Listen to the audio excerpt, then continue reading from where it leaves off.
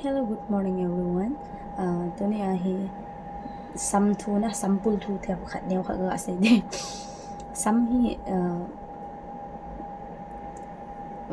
in langa hi le adi azlaya Singapore ho hi sampul zi ahi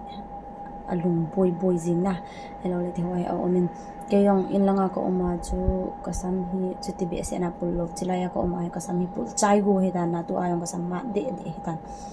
thil ho hi pp kanu a pp ka bola ka try ham na nche a phape na ka gel hi ka hian hi na a phape na ka hian hi chanam sorry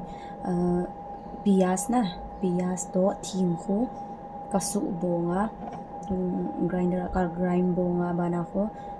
ajus kho na atui kho ka lo lei ho a hi ta kanu ji hapta khana kha be na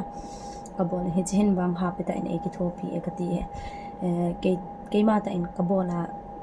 ka hian hi in na nche ji a jo koi ta bang sampul ji a aboy o male he jina na try theu a hi pias to thim kho atui kho nala da oba nalule ho ai anu ate le samjong hanal pe nin na azolin aban le sampul kiti cho bon ke ya cho khat sa pul lo he tina he poye pul tho tho ba he them kha khat chuna ai wanga chuti a ma sanga ha pul ta banga cho pul lo zia cho ken thil ka bol ho la hi akan dom pen a he thei dom pen kati a kalung kel nem khat ka hin share a hi san bye bye guys.